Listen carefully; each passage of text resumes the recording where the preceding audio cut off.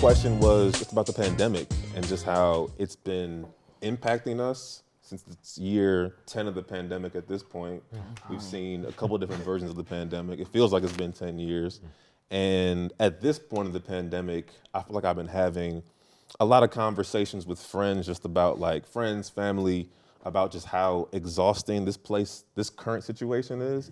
Because on one hand, it's like the world is open. You could walk outside, you could go to a game, you could go to the museum, but it still feels like we're living in this like pandemic, like it's still happening. So like, how have y'all been on just like some mental space? Like where have y'all been at? Like good, bad, otherwise? Because I know it has been a heavy time for a lot of us. Like, so how is that, like I said, year 18 of the pandemic, how y'all been feeling? How y'all been living out here?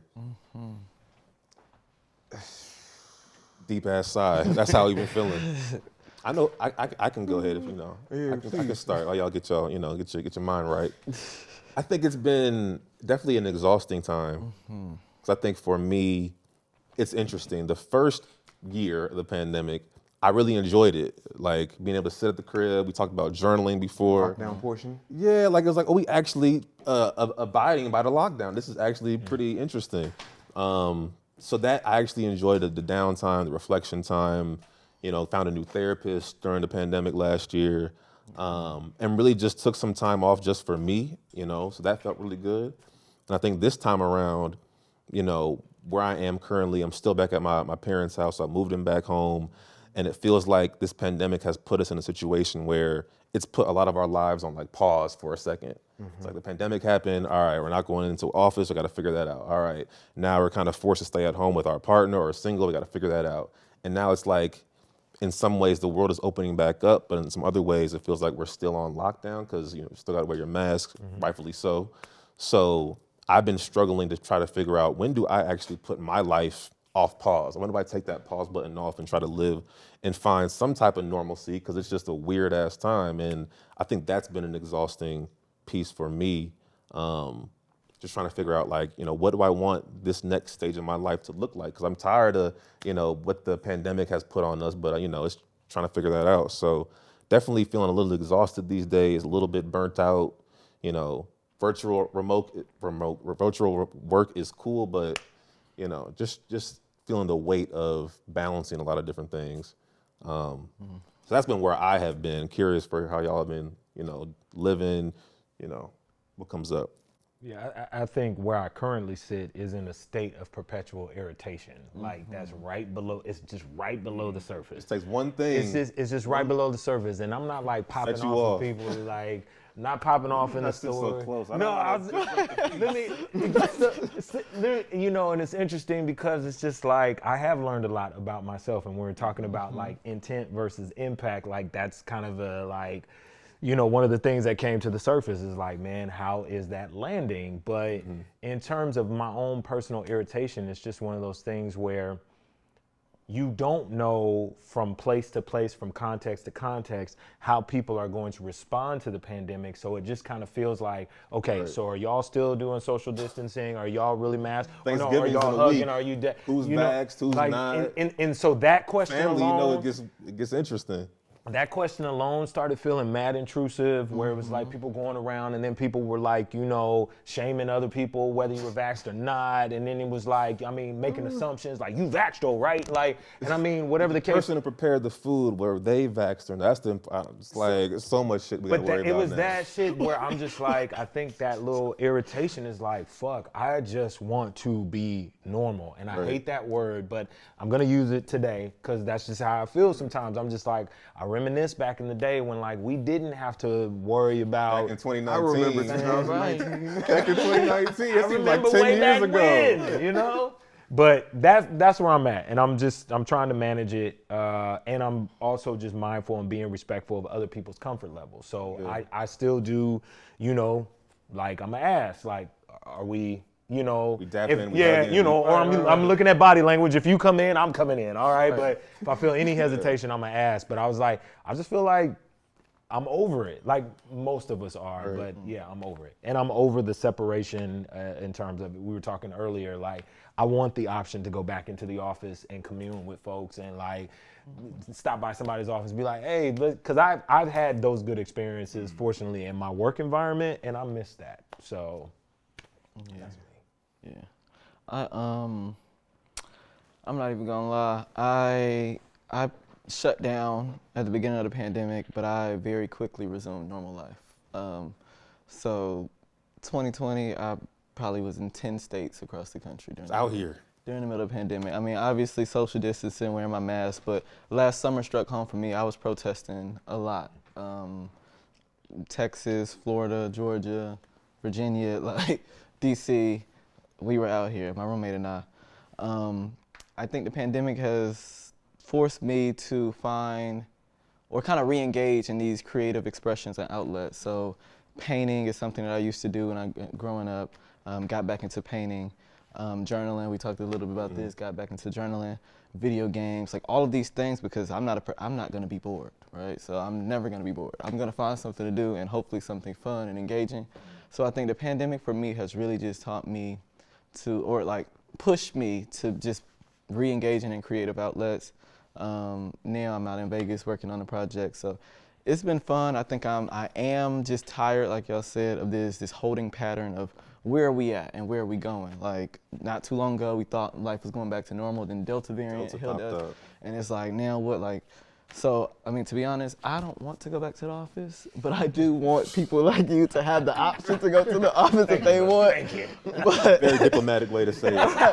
Rashard basically saying, fuck the office, but Monroe, I appreciate and respect I your do choice want to do you that. to have If the you option. want to do that. listen, I'd rather get on an airplane.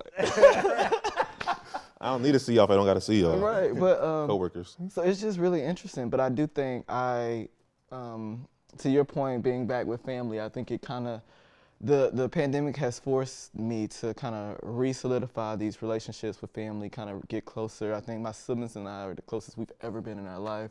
My sister had a baby during the pandemic, so. Uncle Rashard, I see you. Right.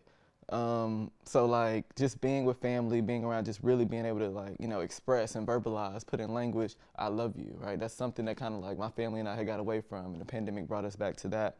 So in a lot of ways, the pandemic has been, tiring, but at the same time, it's been rejuvenating for me as well. That's dope.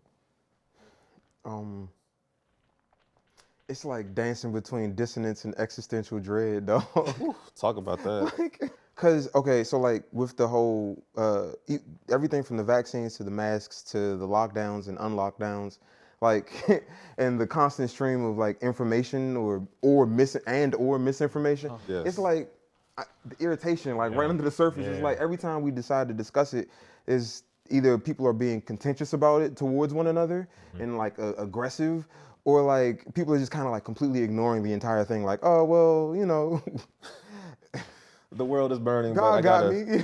right. The world's burning, so Burning, but I can only focus on so much. and that's real. Like there's really only but so much I we can can only focus do on. so much. And then like between all the various things that have come out, especially like in 2020 with like between the protests, the series of protests and just various pieces of news from all over the world of things just going horribly awry. Yeah. You know what I mean? It almost like reinforces that, damn, all right, well, I'm gonna just appreciate what I can while I can. And then when things change, I'm gonna figure out a way to appreciate that whenever it comes, or appreciate things in it. Cause you know what I mean? Everything feels so tenuous. Like people are still getting sick and just, it's a very new thing. We don't really know. You know what I mean? Like science. I wasn't here in 1918, so I can't tell you about the first pandemic or the pandemic 100 years ago. But like this is very new for all of us. And I mean, and this is a new virus. So it's like we don't know what the long-term effects are going to be of the virus or the vaccines. Right. And like if I just kind of like live in that tension, I'm just like, you know what? It sucks. It's crazy. It's a little anxiety provoking. But like the best I can do is the best I can do. And other than that, Right. Yep. And it is helpful to try to remember to live in the present as much as possible. Because like, yeah, the pandemic is present, and yeah, we might have a work presentation tomorrow or a family thing on Thursday with Thanksgiving, but like, how can I live in the present as much as possible right now? Because okay, tomorrow might be stressful, but today I got some hours where I can just chill. I can just smoke, I can kick back, I can just do what I want, and I can really, I think one thing that's been helpful is for me to really be as present as possible, to soak in the times where I'm not having to worry about some other shit or just like work or anything else. And it's tough because I know for me, I'm a type of person, I'm always thinking 1, 2, 3 steps ahead, but you know, that's when the anxiety goes crazy. And so let me just think about it right now, today, sticking with y'all, like, let me just focus on right now. So that's been super, super helpful. Do you meditate? You know, That's a no. That's a no. that's a, it's like, I'll say, Yo, niggas gonna get ready to lie when they be like, you know, what do you mean by every now and then. how do you define meditation? I mean, literally just being still. That's my thing though. With being still in this talk moment. about these labels, meditation for me might not always look like, because for me, what sometimes is hard is, all right, Monday morning is gonna be my first day of a 30-day meditation. That never works for me. I feel you. That never works. People can do that. It never works for me. But sometimes it's like, okay, intentionality for this week, I want to at least meditate maybe once this week. Let me give myself 7 days to meditate once. If I can do that, all right, for sure. And I think for that, I have been better during this period of, all right, taking my breaks during the workday. Let me just focus on breathing in between these meetings. Let me just breathe for 30 seconds. And that shit, I do that, and it sounds wild, but like, I'll give myself like I'll big myself up, like, yo, Jeremy, you're doing a good ass job today. And that shit feels good as fuck. Like, bro, look in the mirror. In the mirror. Look in the mirror like, yo, like I'm Issa Rae insecure, like, you killing that shit today. Affirmations are important. So like, it sounds wild, but like, but that's shit, real. that shit really, really helps. Affirmations work, dog, especially when you believe them. For me, I'll start laughing point out stuff that's mid-affirmation, real. but it's helpful. It's helpful. You start laughing. I was like, do I really believe this? No, like especially when you point out stuff that you're actually like, okay, so like, all right, I knocked out X amount of things off my to-do list today. Like, you know what? I didn't freak out because the past couple days I've been on edge. I ain't acting edgy today. I'm doing a good job. I might not have done nothing extraordinary. Right. You know what I mean? But like, that's a good enough affirmation sometimes. Yeah. Those small wins, I know for me, small wins, recognizing those, celebrating those goes a long way, because you look at the big goal and you're like, damn, but I'm not there yet. And that for me becomes very discouraging in the larger context of things. But if I take that moment and just say, you know what, yesterday I definitely was not making this same, type of decision, or didn't have a great day, but today, like, living in the present. So combining a lot of that, we've been talking about has really helped me. I think the other thing in terms of like adding things, because I struggle with meditation too, because my brain is just always firing. It's firing. But one thing that I've tried to do in terms of incorporating practices or habits or things like that, mindsets, that I feel like would be helpful is, I'm like, damn, did that make you feel good? Like after I did that, I actually check in with myself. Damn, did that make you feel good? And I'm like, how did you feel? Like, how did you feel? And if I can identify some benefit or trait, I'm like, you know what, you should maybe try that again. That's literally how I talk to myself, because I have to remove the expectation of I'm gonna do this for the next 30 days, I'm gonna do da-da-da-da-da, because then it starts building up this expectation that many times I'm gonna fail at, and then now we start to dabble in the, damn, you didn't, you couldn't even keep up with the 30-day meditation, versus let me just reflect on, I like how that made me feel the last time I took 5 minutes to breathe. Let me try that again today. And if I keep, experiencing certain benefits, I may reference that more often. And then I look up and it becomes a practice or a habit or something like that, or a routine. So, but removing that expectation has helped me. And then celebrating the little wins, has definitely helped. I mean, we kind of touched around it. You mentioned that you were protesting last year. As we saw the protests for Ahmaud Arbery, George Floyd, Breonna Taylor, Tony McDade, so many names. And now we just coming off a crazy ass week last week. We're recording in November for folks who are watching, so this might come out later. We saw the fucking Kyle Rittenhouse decision come down, which is just like, You know, so many ways to talk about that. I think Ahmaud Arbery's trial is happening right now for his killers. Young Dolph just passed. Young Or Dolph what- just no, got was murdered. murdered in Memphis this week. Yeah.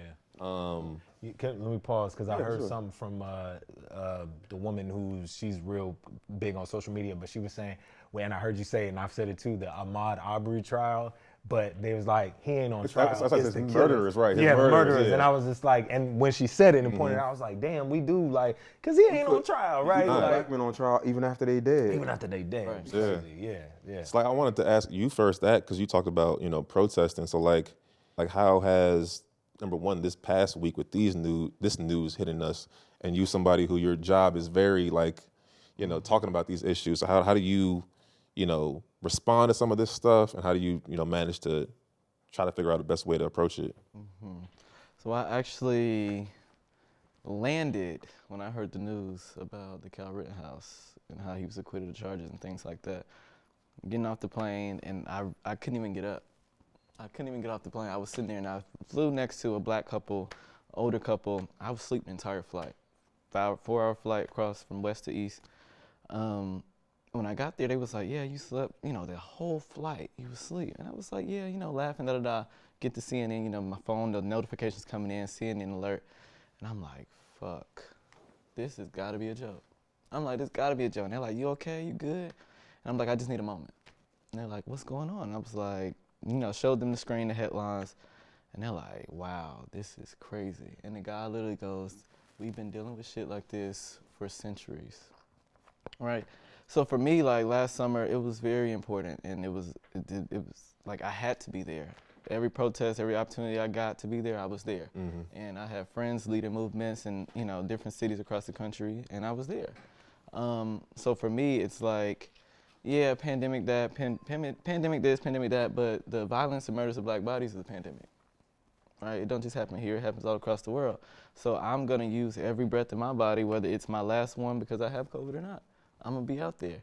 And for me, like this past week, I mean, you have someone on trial or like literally about to be murdered by a state penitentiary for something that he did not do. Meanwhile, we have white people and white privilege running rampant in our country. 17-year-olds with an AK or AR, whatever. Killed What? 2 people. Killed 2 people. Shot 3. And I think the thing that really bothered me the other day, one of my homegirls, she was like, well, I don't think he killed anybody black.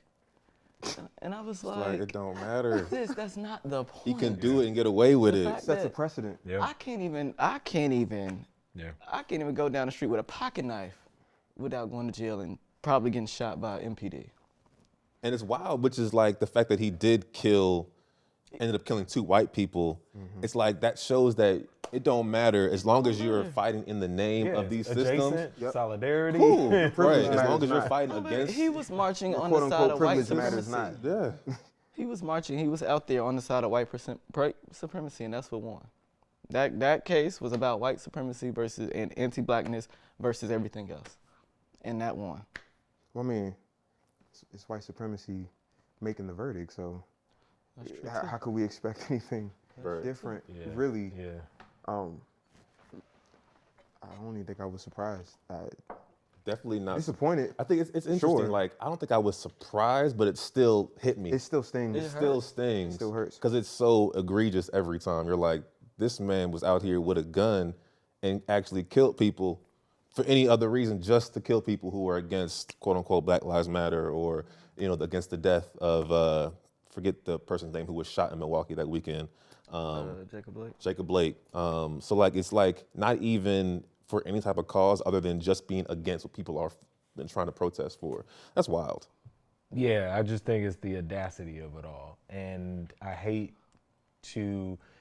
don't think I'm in a place of desensitization, because I can't, because like a life in a body, a black body, a black young, I work with adolescents, so like the young boys that I work with and the innocence that I see even in their trauma and even in their hurt and even in their behavior, the innocence that I see, I can't even fathom like that just being mistaken for like, criminals, a criminal and all this other kind of stuff, right? So I have a hard time with that.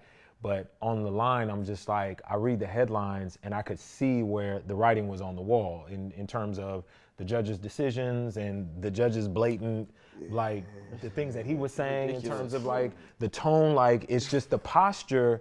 The posture is like it's bold. It is in your face. It's like, and I think I got to be careful because I know that I can easily sometimes then reflect or project onto another white man that I'm encountering in my life. And whether he did or didn't, you know, I just see the judge sitting on the bench making these decisions. I just see, you know, the boy getting acquitted, you know, and all these different kind of things. And so it's tough to have to still engage and interact when I'm like, your cousin over there, your cousin and them is acting a plum ass fool, and it's hard for me sometimes to decipher you from your cousin. I mean, and I know that ain't right. Is it not right, or is it just what we've been accustomed to seeing? Like, I can't help that this is what white people have shown us. It's understandable. It's very understandable. It's relatable. And this is what they do to us. That's what they do to us. We get profiled all the time. I think it's a different type of it's profiling. different. It's like different. Like, yes, we are. Sometimes I'm like, well, this person white, so they ain't gonna get it. And maybe that's not necessarily right, but you get it, because this is what we've been seeing from white folks for so fucking long that, like, even if you are somebody who quote unquote is white and gets it, there's still spots that you can't see because you might be blinded by privilege to a certain degree. So it's like we kind of, not saying we have to be on edge, but it's like it's normal or natural that we are. It's survival though. Like if you if I treat you like, if I treat any white person that I encounter like they could do me wrong, not necessarily with animosity, but with an air of caution, then I know that I'm trying to protect myself. It's like on the inside, I'm trying to protect myself. If I'm cautious around you, then I don't give you as many opportunities to do me dirty. Right. I think my conflict is I'm trying to treat you as an individual, right? Because I mean, that's how I want to be treated, right? Like I'm trying to treat you as an individual, but it's also hard, and again, I'm just gonna be honest with it. It's also hard for me to be like, how you not seeing this shit and be like in your private time, be like, well, I mean, you know, it is great to be white. They tried to smarten up last year. I definitely got some wild LinkedIn messages. Jeremy, I stand with you during Black Lives Matter from like white LinkedIn connection. Just like, so they trying to pick up on some things, but they still go about it in the most white way. Like, I don't need you to send me the sympathetic, I stand with the Black Lives Matter. Why are you telling me this? Go tell your white friends. I don't need you to tell me that. That's when we get into the ally versus an accomplice, right? Talk about it. I don't need Talk an about ally. it. I need accomplices. I need you marching and protesting with me. I need you changing, like dismantling the system with me. Like, I don't need you sending me messages on LinkedIn talking about I believe you and I stand with you and I love you. That's fine. But what that's gonna do for me? Can I ask you a question though? So this brought something up, right? And I talked about this in just kind of like a video clip I put on in 2020 when it was at the height of a lot of the protests. In terms of what you're saying, an accomplice versus an ally, how do you see, and I'm putting myself out there, I have not attended one protest. I didn't attend one protest or march. How do you see another black, and I'm just dealing with us as black men here today, another black man who's not next to you on the front line, and you can be honest. I really want to know, because it was a source of conflict, I'll use that word again, for me, in terms of feeling like a lot of pressure or shame that if you are not out there on the front lines, then like, what the fuck are you doing? You're not really down with the cause. So I'm just curious. I wanted to kind of throw that out and like, what's the thoughts on that? Because I have my own, and I'll share that. But I think everybody has their role. Everybody has a lane. For me, I look at it, and I have a whole like session on this. 3 P's of power, right? It's protest, it's policies, and it's programming, right?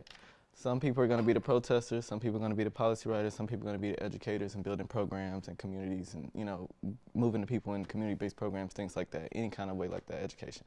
So for me, I mean, I engage in all 3, right? That's my role. I know that. I enjoy all 3. But everybody's not going to be a protest person. I do encourage everyone to experience a protest because, I mean, until you've tried it or been out there on the front lines, you actually don't know what it is. You're seeing what social media or what the media portrays it to be, which is not always reality. So, I mean, if it's something that you just completely do not want to engage in, then that's your right. I'm not gonna, check you on it. I'm not causing conflict with you on it, because at the end of the day, we should have the same goals, the same intentions, and that's the liberation of Black people. And that's gonna take some people agitating and out there protesting. That's gonna take some people doing this, having conversations and changing the way we think and the way we move, the way we organize. It's gonna take some people that's literally at the table, in the halls of Congress, state legislation, whatever it is, changing the policies and actually changing the laws. So it's gonna take all of us to do all of these different things. But my way isn't better than yours, because my way without your way, none of us gonna win. How do you manage because I think my challenge and where I kind of landed on it is that I am very conscious about my intake. I have to filter what I allow to come in. And when I look at a lot of individuals who are like doing the work, who are on the front lines, who are immersed in it every day, my heart is like, man, how are you able to process and survive being immersed in like all of this like on a constant basis, right? Because and so for example, like when the verdict came out, like I'm like, I don't have to go and immerse myself in reading tons of articles about the trial and what happened, because I know it's gonna be the same shit that's gonna trigger me, and I have been triggered in many different ways, and that was part of like kind of like understanding who Monroe is and my levels of like from 0 to 10 real easily. And having to process that, but part of that is just like for me, I have to draw some boundaries at certain points, and I know that's why I said I had to come to my own kind of like personal resolve around that. But it was tough because I was feeling the pressure of being a Black man and having to, and I know we feel this, like having to experience all the shit that happens, the injustice and the equality, and then being the Black man that has to be the one to go out and say, like, I gotta fix it, I gotta come up with it, like, we gonna put this on our backs, you know what I'm saying? And then I still gotta also be the Black man that gotta put food on the table, keep the roof over the head, you know what I'm saying? Navigate like all of these different systems that we're in. And I was just like, fuck, where it, like, Days off. Where is the respite? Where is the relief? And but I know that was a sensitive subject for me, especially in terms of being around a lot of people who were on the front lines and who got shot. My brother, he's a brother of mine, got hit with rubber bullets here in the protest here. And then I'm on the phone with him like, bro, you okay? You good? And I remember the next day he was like, bro, I need to be back out there, and was feeling shame. I'm like, bruh, you just got like, but he was feeling shame, and I'm like, damn. Yeah. I think it's also important to protect yourself. And like to your point, knowing yourself and what you can and cannot pretty much consume. Me and my brother had a conversation about this, and my brother, he's a hothead. He goes 0 to 100 real quick, and I told him, yeah, you probably need to stay home. I don't want you protesting. Like, I don't need you out there, because my brother probably would have been another name on a t-shirt, right? Like, especially in Georgia.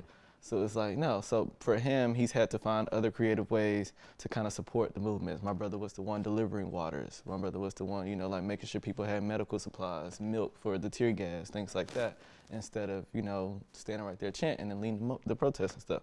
So I think it's important to find your role, but definitely even further than that, self-care is important. When I was out there protesting, a lot of times I was out there, I was off work. So I wasn't going to work. So some of those hats that I normally would wear, I took off. And I hung them up on the shelf and put them back on later. It was like, I'm here for the cause, I'm in the movement, I'll see HRC in 3 weeks. That's real. I think one thing on top of your point about like self-care, and to your point about like feeling this burden or this guilt, one thing that's helpful is just like, as a Black man, I definitely take responsibility for the ways that sometimes patriarchy shows up. But like when it comes to this police shit, we ain't caused them problems. Like, we ain't drag our people over here. Like, that shit was forced. So like, as wild and as fucked up as white supremacy is, I know that for me as a Black person, I wasn't responsible for that. So I can't take on the burden every single time white supremacy shows up. Like, yeah, I think to Rashard's point, there's a million different ways for us to tap in our work. You're a therapist. That's work that helps heal us.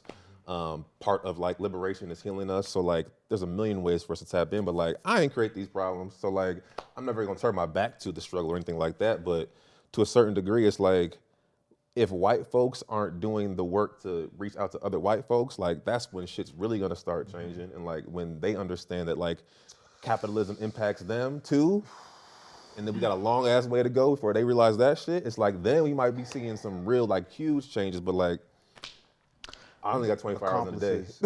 They need to become accomplices en masse. Yeah. Cause yeah, I think the issues are so large. It's so layered.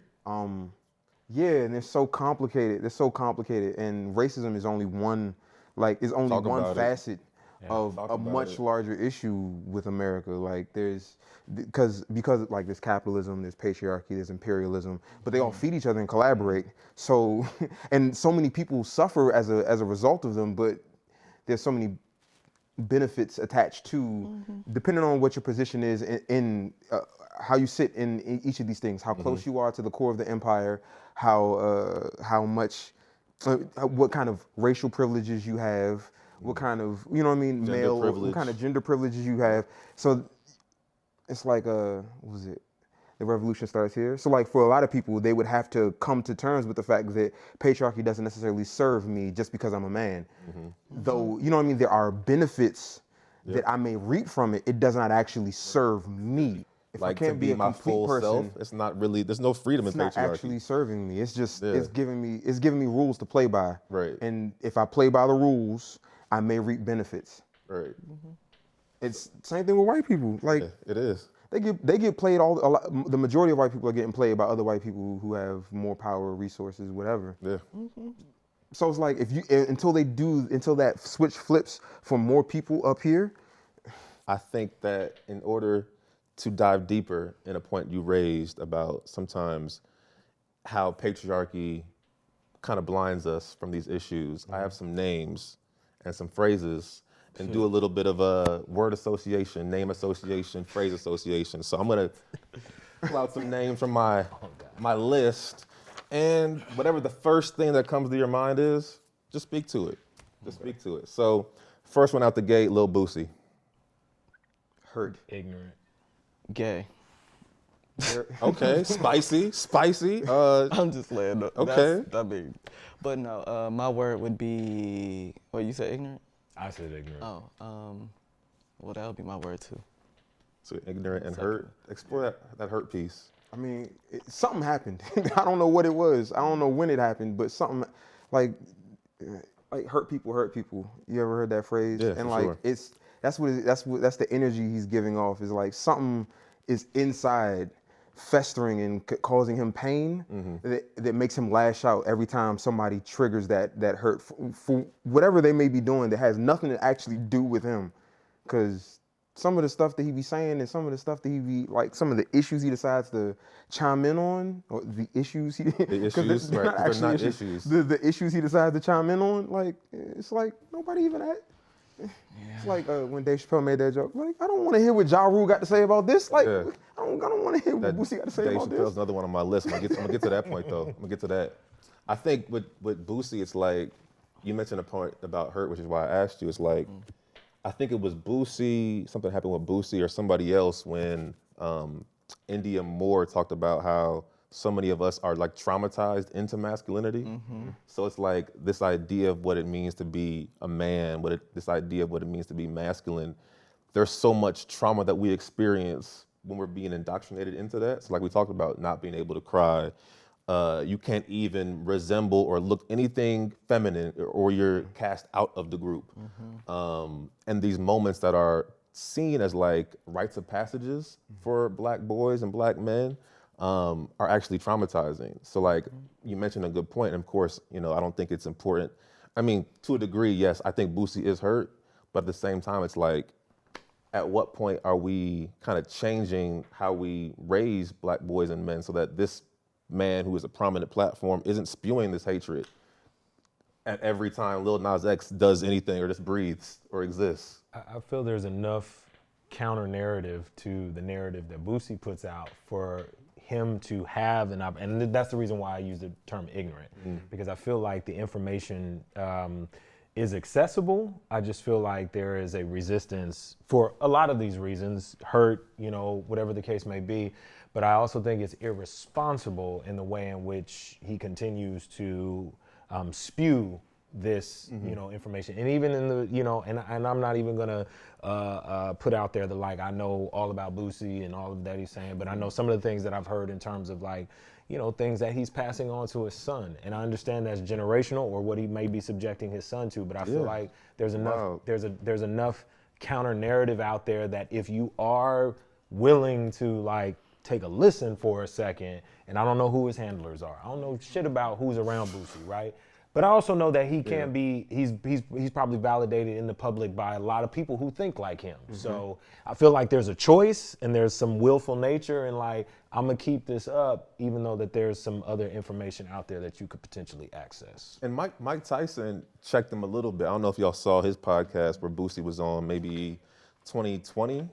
And it's just interesting the ways in which certain people can check a Boosie. Because I think Mike Tyson straight up asked him, like, so what makes your opinion so important that you feel like you have to spew it every single time somebody gay or queer exists? And, Boosie didn't really have much of an answer, but just like, I enjoyed seeing that moment of just at least force this man to at least answer that. Because if not, then like, he's just gonna do this for the rest of his life. Like answer for this behavior. Right. I think Mike Tyson is just an intimidating individual, and if you're like, I don't know, Mike. I mean, I ain't never really thought about it like that. Right. Listen, you said it What do you think, Mike? I think for Boosie though, it's a lot of pride and ego and arrogance that won't allow him to go and do the work. To what you mentioned, I think also the other side of that, I think he is very adamant about his beliefs and his cause, and for him, that's protecting young kids from the gay agenda, right, which doesn't exist, right? So for Boosie and people like, so he does have, a huge following, a lot of support, and people who, think similarly to him in terms of protecting kids. And I mean, I protect kids. I want to protect kids. I believe that every kid should be, safe and protected and grow up in a world where they're free to be who they are. And I think that's the disconnect that Boosie has, and I think that's where his ignorance really is highlighted, because it's like, what is the protection of kids? Is it forcing toxic masculinity and all of these gender norms and stereotypes on kids? If you think that's protecting kids, then you're misinformed, you're uneducated, you're ignorant, and you need to do the work, right? So that's my issue with Boosie. I also think Boosie, like you said, hurt people hurt. I also, personal opinion, I think Boosie's gay. That's my opinion. And I think he don't want to publicly, have that illuminated and shared. I think he's DL, and I think that's part of the problem that he has, where he just says whatever without, It's not the first time I heard somebody say that. Do you think that sometimes, I know sometimes, I've seen that on Twitter. Do you think that could be problematic if we assume that because he's saying this wild stuff, he might be, closeted gay? Like in terms of there might be some like harmful scripts that we're maybe pushing on him? Because he could just be a homophobic ass nigga. Yeah, and I recognize could just that. be like, yeah. That is fair. That's why I said personal opinion. Personal opinion? Okay. I think Boosie is DL. Me, Rashard, think that. That's my thought. He said the views of Rashard not affect the views of I don't know what, now if it's problematic to say that publicly, then sure, I'll wear that hat. It could be, right? It could be damaging, it could be harmful, it could cause trauma and all these other things. I recognize that. But at the same time, I'm willing to sit with that and own that. I think Boosie is gay. Interesting. I got another name for y'all. Let's go with, we didn't talk about cancel culture, but let's go with Dave Chappelle. That's interesting. I don't think Dave Chappelle is transphobic. My issue with the recent Dave Chappelle special, I think he did a great job at separating Black identity from LGBTQ identity, and I think that's problematic. He made it seem like that only white people are gay and only white gays get rights, and no, what about me, right? If I want to show up in my full authentic self, I'm a part of that rainbow coalition too, but I'm also Black, and I'm not willing to compromise either one of those identities for the other. And the way he presented it is that, the white gay movement is moving so much quicker than the Black gay movement, and it's like, yeah, white movements or LGBTQ movement, might look this way, but it's still very divisive. It's still very problematic. I deal with racism in the LGBTQ work, right? I deal with like all of these issues, and he made it seem like, trans issues are like white issues. Black trans people on record this year, every year for the past few years, it's been, the bar is being higher and higher of Black trans murders. right? Like, so this is not a white issue. It's a very much so black issue. It's a black queer issue, and it needs to be presented that way. And he didn't do that. I don't think he's transphobic, though. I don't think he's transphobic in terms, and I mean, I could definitely, you know, concur with that, but I just think, again, intent versus impact. I'm gonna go to that because I'm just like, the impact is that you activate a lot of individuals who are transphobic and who may not be able to see or delineate what you are saying. Like, to your point, it almost doesn't matter if Dave Chappelle's It's intent transphobic, is not to be homophobic or transphobic. The impact is what it is, and this shit affects people's day-to-day livelihoods, which is the point that seems like, I don't know, a lot of today's comedians don't want to acknowledge. Like, yeah, you may not have a negative intent, but if these jokes actually harm, then it's like, fam, are you gonna listen or not? Do you just want to have the microphone to kind of have this bully power pit? And like, I'm Dave Chappelle, I know what I'm talking about, which is like, you know, kind of goes back to just like some white supremacists. This is my opinion. Fuck all y'all niggas, and this is all is what's important here. And I'm just like, fam, like, there's no liberation in that shit. I think a lot of comedians base their discourse based on intention, like Yeah. based on what they intended to for say sure. or not say, and like they dance in that gray area of my intention, because like you don't know what I intended, not really. 'cause Right. You can what never I intended truly was know. in here. Right. So like I could say anything and then say, well, I didn't intend it to be that way, but it's like you can't. Right. You don't know what my intention was, not really. I could tell you, but I could lie. Yeah, you could always change it after the fact. After you turn in the paper, I'm gonna revise this shit on the back end. But it's like you can't fact check somebody's intent. Yeah, but I think the way I fact check intent in my real life day to day is I'm like, let me play the record back, let me play the tape back, because I'm like, let me look at the receipts, because I can tell like if your intention wasn't there, but the impact might have hit like, ooh, that hit. But I'm like, yo, but you know what? You've been a solid person gotta for most know of a my person. life. That's what I'm saying. I gotta know a person, like so there is, you know, I would say in my everyday life, I'm like, okay, I can check that. But I'm like, so I'm saying the same thing. I'm no Dave Chappelle expert, but I'm like, I know this ain't the first time that Dave Chappelle has had comments in terms of his. It's 5 or 6 straight specials talking about the same Well, shit. he And like, makes some of these jokes over and over again. it's like, if you're supposed to be this GOAT, So that's why I'm like, Come on, son. like maybe I can check your intention, or Yeah. maybe I do have a way to be like, that really, that don't stand up. Because and I feel like, it's to this thing, we've kind of talked about it throughout the conversation. I think it's very easy for us, especially if you're a straight black man, to be blinded by matters of race. Because what you're talking about, he is not able to have the range to see that, okay, what he's doing is completely separating black people over here, queer folks over here. If you're just focused on race, you're gonna miss those intersections every time. You're gonna miss that people are black and gay or black and trans. So you can't just separate it like that. And I think a lot of us, the reason why that material sometimes resonates with other straight black men or black people in general is because we're often focused just on race.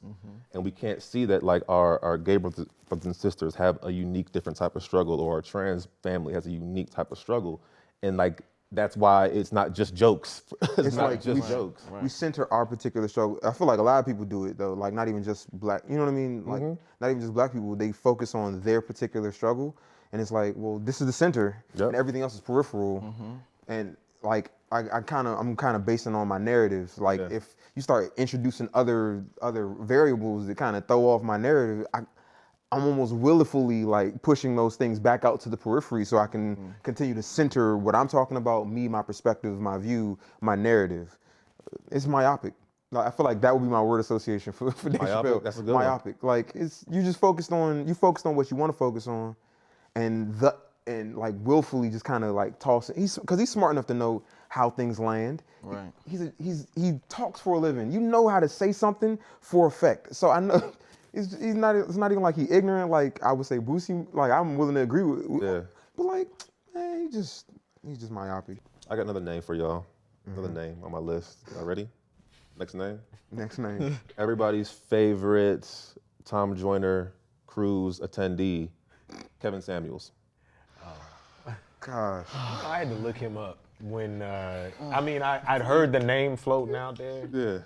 Yeah. But I just, first of all, I'm gonna back it. Anyway. You ain't gotta beg it. Go No, for no, it. no, Whatever you finna say, go for that. I mean, that's what I want to hear. As this might be reckless, I'm gonna just say It don't matter if my it's brother reckless, said let's it, go. and my opinion is my opinion. I'm like, my first impression was like, he's gay, right? Like, is he gay or like, yeah? I don't know. Okay, so I don't know. No idea. So I have no idea. I was like, and maybe that has no relevance. That was just my first opinion. My first impression, whatever. But I was like, when you are talking about the value of women and from what I read in some of the things, like relegating the value of a woman to like what she, like the aesthetic, or to say that this is why black men not messing with black women because you are not of that high caliber or standard. You're not worthy. Or you're not worthy or that value. I'm like, bruh, like that just fundamentally is wrong. And I'm not saying that every black woman, just like every human, is not the best individual. Right. Like there's no narrative that says that just because you are a black woman that you can't be flawed or that you can't have things that you need to work on, because all of us have those things. So I'm just like, again, kind of going back to the Boosie thing or the Dave Chappelle thing, and like, why are you focusing in on this particular, area to like expound upon over and over again? So that was just my thing, not knowing a lot about him, but the audacity to put all of the onus, seems like, and the responsibility on the black woman and what she's not doing or what she's not capable of. Yeah. He got a couple videos of him like he likes to put people down a peg or something like that. He has a couple of those with men, right? Like where he's kind of like, oh, this is why you're not getting equal women, opportunity hater. Yeah, he's an equal opportunity hater. That's funny. Yeah, I don't know much about him. The only thing I will say is I think, for me, it used to be the phrase ignorance is bliss. For me, silence is bliss. I think some people just need to shut the fuck up. Real talk. Like, and I don't even know how he has a platform. It's crazy. On the way here, I was on FaceTime with one of my friends, and he was like, I'm like, brought up the name, and he was like, oh yeah, I watch him go live. And I was like, you do what? Like, I almost hung up with my friend. I'm like, you do what? And he was like, no, not to listen, to see what the women say back. And I'm like, you still giving him a platform though. Because he still look at that corner on his live and see how many views up there and keep talking shit. And my thing is silence is bliss. It's interesting, like, the fact that so many people tune into him, like men and women, because he's not really providing anything new. It's kind of like a high value man, get your car, get your house, get your woman, you're a high value man if you could obtain these things. But there's nothing like that provides freedom in that for us. It's like he's reinforcing patriarchy. It's patriarchy in blackface, 2020, 2021. That's all it is. The incel. He got a bow tie on. That's all it is. So there's nothing new he's presenting. It's just done in a way that speaks to what we again deem as manliness or masculinity. You got to get your money right. You got to get your car right, your crib right. And there's really nothing outside of just those being some material things. Doesn't speak to who we are as people, what our character is, what our values are. But it's trendy. It gets the views, and we see that as like, oh, he's checking men and women. He's not misogynistic or hates men. He hates everybody. But it's just like, where's the freedom in that for anybody? Like, I don't want to tune into a platform that's going to tell me how shitty I am. Like, if you're like, shitty somebody else's all day. Like, I'm sorry. No, I was just going to ask, and again, I don't know too much about him, but like, does he hold the same standard or like again for himself? Like, does he speak? Probably not. I'm just curious. But I'm like, if a nigga wears a bow tie like that, he's probably not doing that. Funny. He's not doing that. He talks from a position as if he is already, he is the quote. Like as if he's the standard. Okay. Right. So it's As like, if he's the standard. I'm sitting up here from my podium, letting you know, as a man of this particular brand, that this is what men of this particular brand look like, act like, want, think, and how they view you. Yeah. And none of you are good enough, unless you're like me. And I don't know anything about his net worth or what accomplishments or whatever, how he values success. But I'm always a little skeptical of that, ivory tower, like, or that pedestal that people put themselves on, because then it says, what are you concealing or what are you trying to hide? What are you without that? What are you without that? Yeah. Those things. Yeah. So Empty. yeah. So, that causes, and that's why I'm saying, if you are saying I am the standard and not necessarily allowing yourself to be introspective about, areas that you've improved? Or I don't know. Does he talk about his process or his journey? I'm like, not gonna hold you. I can't give that much. I've seen too Yeah, much. I got you. I've seen too much. So then, I've seen maybe too I'm much, saying too much already. Too much hell and negativity come out of it. There's Yeah. no way There we go. I'm about to go investigate if he humanizes it after all of.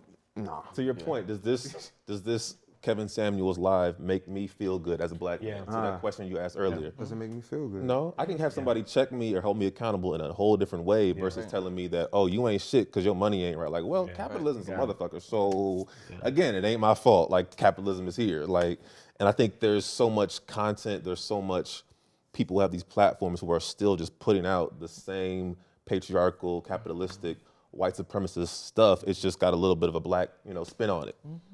There's no freedom in that though. And it's working for him. It's working. Transitioning to our last little piece of the segment, the episode. We've been doing this thing on the podcast this year, talking about divesting from patriarchy or divesting from toxic masculinity or harmful masculinity. Because we've mentioned, that's a system that we've all been kind of indoctrinated into, whether we wanted to or not. And I think for us as a podcast, as a platform, it's important to talk about what does it look like or what has it looked like for us to divest from a system of patriarchy, to say, instead of toxic masculinity, I want to invest in maybe more healthier masculinity or maybe a system of masculinity that makes me feel good. So, as we've been sitting at the crib for, again, the past 36 months, I don't even know that I've changed the time on the pandemic every time I brought it up. I don't know if y'all noticed. 10 years, 18 years. But like, what does it look like for y'all to, either divest from patriarchy, unsubscribe from the toxic masculinity newsletter of our past? Like, what does that process look like for y'all? Spend more time just listening to women. Talk about anything. It opens my mind to things that, like, how they view our behavior, and then like kind of reflect on my own, like either my past behavior or my current behavior. Like, I've kind of spent, I haven't been like the most manly man, like what I mean? I just kind of be a person, and like sometimes it comes across super masculine, sometimes it just comes across neutral, whatever that, what I mean? Like, but so I don't know exactly when there was a switch that may have flipped, but I know that, like, I want to say, as I got more and more involved in the arts in the city, I would just encounter more people who were of different sexual orientations, different gender identities. Spit that was like a hub for that, where you would run into all different types of people, and it just opens, you know what I mean? Like, just having those types of moments, like, just generally will give you if you're open to them, like, it'll give you the opportunity to look at yourself, like, how have I done something? Like, when somebody talks about an experience, they were like, yo, this was terrible for me as a woman or as a gay man, and they're talking about how straight men have behaved or how patriarchy affects them, and then I think, have I done that? Yeah. Do I do that? Am I currently Am doing I like that? Right. Because I don't like the impact that it has on people, and like, I may not mean any harm and I may not know any better, but when I start hearing people talk and how their experiences are, it's like, yeah, I don't want to. That's not the type of impact I'm trying to leave on somebody when I'm gone, like, or when I'm not around, where they just feel hurt or where they feel like undermined all the damn time by my presence or by things that I think I'm just being normal. Yeah. So I just try to listen to people more. Like, that's the best I got. I'll sit back and listen, and then I can try to review and change my behavior. Yeah, that's real. I definitely have had moments where I've been checked by women, and I think one thing about patriarchy, it tells us that as a man, you can't be wrong. I don't know is not a good answer, at least the way that I was brought up. Yeah. Like, you can't say that you're wrong or you don't know. So when somebody tells you that you fucked up, I think our natural defense is to say, no, I didn't mean that. I didn't mean it like that. Taking it wrong. You taking it the wrong way. I didn't do anything wrong. But to be able to sit with the fact that I have fucked up, I have caused harm, I can own that, and I'm still a decent person. I'm still a person of value. I just have sides where I've fucked up, I've caused harm, but I also have sides where I'm a funny, intelligent, loving person, and both of those things are true at the same time. Like, I'm gonna, my next relationship, knock on wood, it's a good one. I'm gonna fuck up in it. I'm gonna probably hurt her in some ways, not intentionally, not trying to do it, but like, as a human, I know that's a thing. So as a man, if somebody calls me out, I have to be able to acknowledge that I can cause harm. I'm capable of causing harm. And I'm still a person worthy of love even when I do that now. It's not their place to hold that space for me to rehabilitate and do that shit. But I think being able to acknowledge the pieces and the times when I have fucked up and also hold the space where I am doing well, it's like, okay, there's balance there. There's balance there. So I think for me, that's been helpful to acknowledge, like you said, all sides of the good, the bad, the ugly, the patriarchy, the freedom, the liberation, all that shit's within me. I think my journey's been interesting in really kind of interrogating the ways in which I have tried to have proximity to cisgender heterosexuality. Oh God, even just saying that out loud just kind of was a mouthful. Thing off, because I know how, as there's a part of my identity that can go unchecked until you maybe get to talking to me or interact, or I get to divulge and reveal other information, and you can make assumptions. I don't say that I walk into every room and somebody be like, oh, he might be gay, whatever the case may be. How do you navigate being perceived as straight? Yeah, so that's what I'm saying. Okay. In terms of that, I've had to like check like what my intention was in terms of keeping up that perception. In some instances, it's survival. So we can go to the black barbershop, right? It's survival. So I'm gonna put all that out there, definitely. But outside of the context of the black barbershop, even in, you know, the corporate world and work world, in terms of that, there has been some type of, at times, and this has been hard to admit, that perpetuating that image was showing me as strong, as confident, as, you know, I do know it all. And I think the insecurities that I had in terms of my sexuality, and not even just that at times, but in terms of like, shit, I don't really fucking know what I'm talking about up in here. Or maybe my imposter syndrome, like all of these things that I was trying to compensate for, I found myself approximating myself to cisgender heterosexuality to try to then say, that's gonna get me over.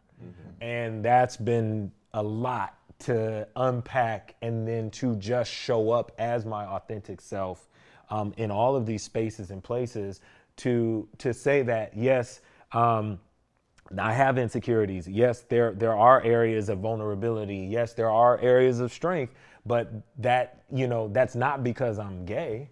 That's not because, you know, I however I may present, whether it be more on the masculine scale or the feminine scale, but it was like being able to divest from using that identity as my like kind of shield has been my way of divesting. And I know, and it's still a work in progress. Yeah.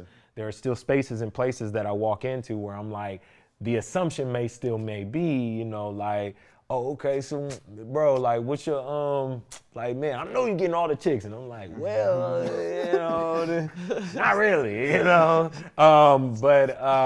Yeah, I would say that's the work, and it's ongoing. Kind of leaning into your humanity first. Yeah, and it's a very personal kind of like thing that is very nuanced and layered, because like I said, there has been actual means of survival that are wrapped up into why I may present a certain way. But for me, it's really just breaking down these gender norms, right? And really like pushing that to as many people as possible, everybody I encounter, right? I hate when people be like, oh, well, you know, my girl gonna do this, but that's what they do. And I'm like, what do you mean that's what they do? Well, what do you do, right? Like, how do you compensate for that? Or like, what do you offer, right? You talking about your girl gonna cook and clean. Okay, you don't know how to cook. Right, like you can't cook, you can't clean. Human skills, right? skill. It's like life skills, survival, taking care of yourself, like making yourself comfortable and whatever. But for me, it's really that. I know me and my sister kind of got into it recently, y'all. I have a niece, and you know the whole pink and blue, pink stuff and yellow. So I bought my niece. It was like this blue outfit. She was like, my girl ain't no boy. What you getting her that for? I'm like, what you mean? I know she ain't no boy, but she gonna wear blue. Like, it's a color. Girls can, like, you just put on a color. So really, like, having these hard conversations and, like, really dealing with these tough moments with people has been my way of really just, divesting from patriarchy, getting out of this toxic masculinity, but also reevaluating, like, how I have contributed to patriarchy as a Black gay man. Oftentimes that conversation come up a lot, where like I have been blinded to the ways that I benefited from patriarchy or kind of contributed to it. So again, having those conversations with a lot of to your point, like lady friends, women friends, really getting into it, like what does patriarchy look like to them, right? Because a lot of times too, like patriarchy, we still have to add the racial context to it, right? Because, black women might not feel the same way about certain things that white women will. So having those conversations with them, well, what does patriarchy look like to you? Because again, I work for a white organization. So when we throw patriarchy out, it's coming from a very white context, right? When we throw any of these terms out, it's coming from a very white context in terms of my professional hat. But when it comes to me personally and really having these nitty-gritty conversations with my friends and family, it's like, okay, share your opinion, share your thoughts, your experiences, and let me learn from those and see how I can kind of incorporate that and then also use that to kind of elevate and educate everybody else too. Yeah, I mean, you make a really good point about the nuances of when we talk about patriarchy, it's not just like the white man's privilege that black men are afforded. We're not talking about that shit, but it's like, how does it show up in our communities, in our families, in our churches, in our homes? Like that same system is replicated. So of course, I can never have the white man's white privilege, but if I show up in a black space, there's a male privilege in that space. And I think that sometimes is this weird dichotomy or dynamic of like, as black men of our various identities, it's like, yeah, we get the racism, it all hits us. But on the other side of it, patriarchy affords us with this privilege, so we're kind of caught in between, like, damn, it's hard as fuck to be a black man. But now you're saying that I have privilege now, or I have the ability to harm now. It's like, wait a minute, I'm not the white man, but there's still layers of that kind of weird dynamic that we have to take accountability for. And that's a hard nuance that I think a lot of us sometimes struggle with. I think I've been seeing this a lot on Twitter lately, and I'm not going to even try to guess people just to remember people's names, because I be there for the content, not for the people. But like, even to add further to that nuance is that even as black men, we suffer from a gendered type of violence because black men suffer from higher rates of police and state sanctioned violence that genders it because of the threat that we appear to be on a societal level. So it's like there's two different patriarchies that we kind of engage in, because there's a societal level and then there's like a cultural level based on the race and the type of community that we have, that like on one level we suffer for our gender, and on another level we actually benefit from our gender, and that can be hard to reconcile, having gendered privilege and gendered consequence for being black and male. I think with patriarchy, and to kind of bring us to a close, because I know we got things to do on this Sunday, staying busy. I think one thing that divesting from patriarchy or, unlearning toxic masculinity, one thing that it has provided for me is an outlet for freedom that I don't think patriarchy could ever give us as black men in this country. I don't think there's any freedom under these systems, whether it's capitalism, patriarchy, white supremacy. So the work is fucking hard. It is day to day. It is unlearning every single thing that we've been taught. But I think on the other side of that divestment is a little piece of freedom. Even when we see the Kyle Rittenhouses get off, if I can say, all right, what does happiness look like for me in this moment? How can I create that? How can I put that in my life? What does enough for me in this moment when I know people are making millions and billions of dollars during the pandemic? What does my enough look like? And how can I get maybe a little more money too? Things like a little more money too.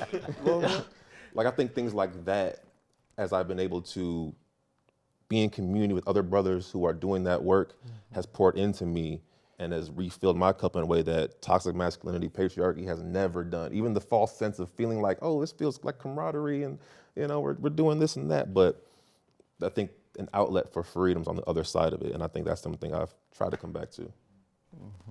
So this is Let's Talk Bruh, podcast on black masculinity. And we overtime and we out. That's it. That's a wrap. Appreciate y'all. Appreciate y'all.